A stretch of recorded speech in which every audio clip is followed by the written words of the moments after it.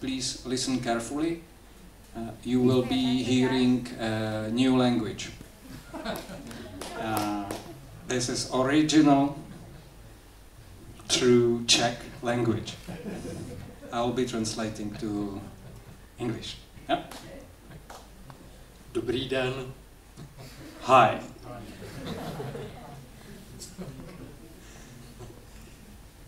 Okay, so the first in Czech language, and after that Pavel to translate it for you in English.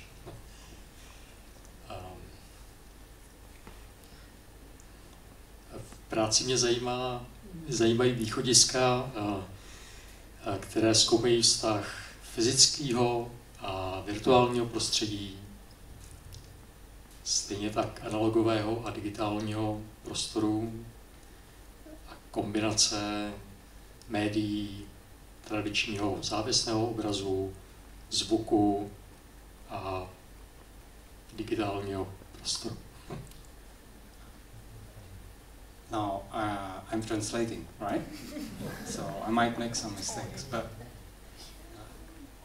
in my work, in his work, I'm interested in digital and analog medias, in traditional painting, in sound and installations, and relationship between virtual and physical space, virtual and physical materials, and relations and tensions that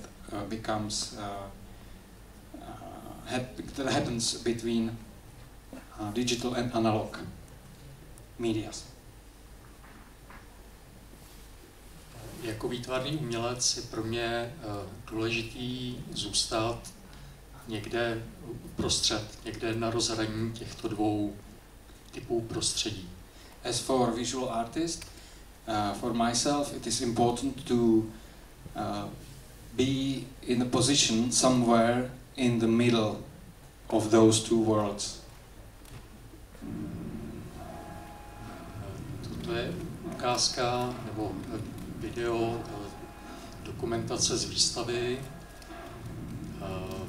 kterou jsem měl v Praze, a tato výstava vychází z motivu, nebo ústředním tématem té výstavy je fyzikální princip kyvadla.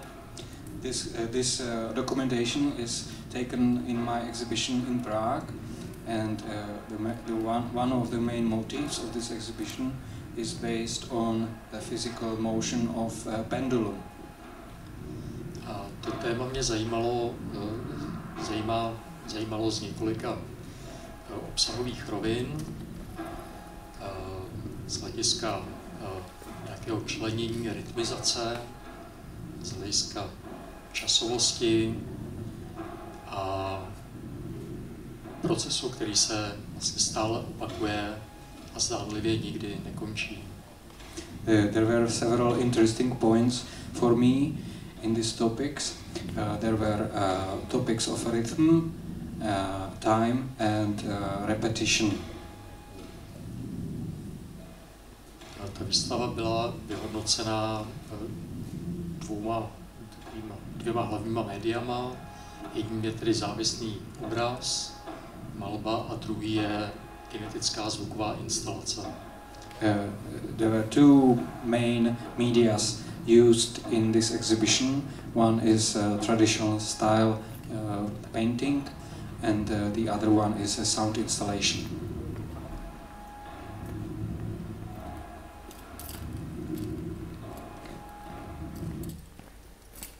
Dalším příkladem práce takového typu je vztah fyzického objektu a digitální animace, která rozšiřuje jeho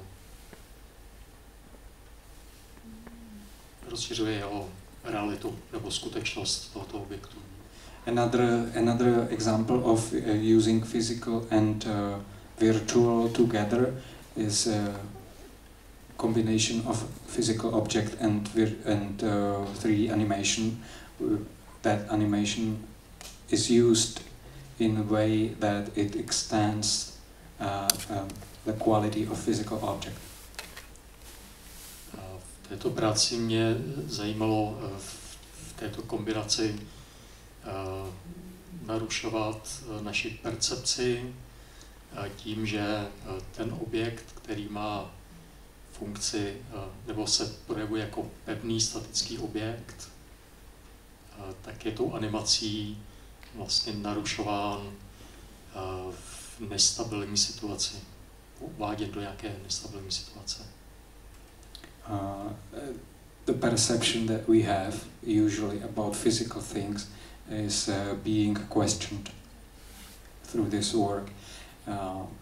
Physical object is distorted, and our way of seeing reality is also questioned because we see shapes of the physical object shaking in their shadow. So an unstable media is happening in real time here. Další příklad práce je zase prověřování nějakých možností nebo prověřování principů tradičního závislého obrazu a analogového a digitálního obrazu. Another way of my work includes research on the qualities between analog traditional style of painting and its digital image.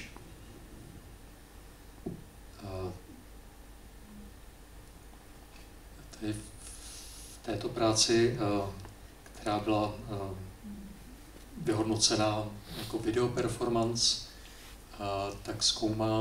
tak jsem zaměňoval vlastně ty principy médií, takže obraz, malba, klasický obraz je v pozici na stěně, jako statický, a digitální obraz máme spíš jako nějaký prostředek jako dynamického obrazu, který se rozvíjí v čase.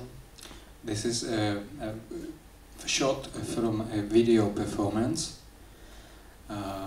when the traditional painted image is usually hanging on the wall, while the projected image is usually projected onto screen. And those two techniques, or those two ways of creation, they are combined in one work here. A ty principy jsou ale v tomto případě zaměněny, protože ten závislý obraz se stává objektem pro manipulaci.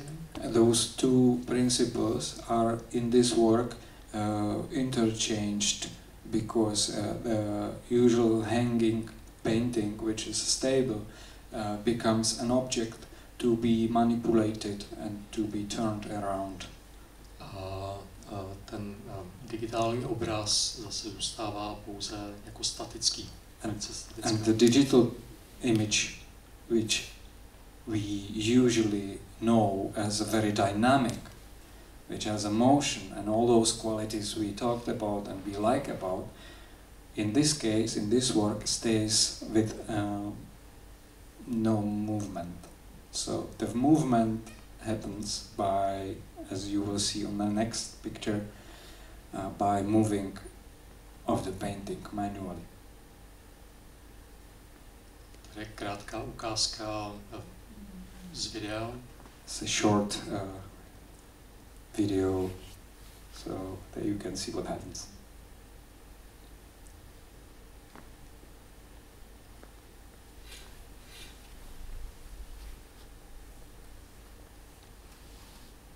V tomto případě tam vzniká pohyb nebo iluze prostorovosti a pohybu, která je ale zapříčiněná vlastně tou manipulací toho obrazu vůči projekci.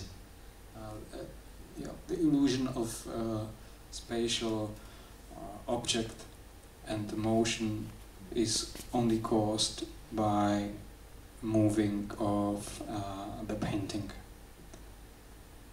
The projection itself is always just static.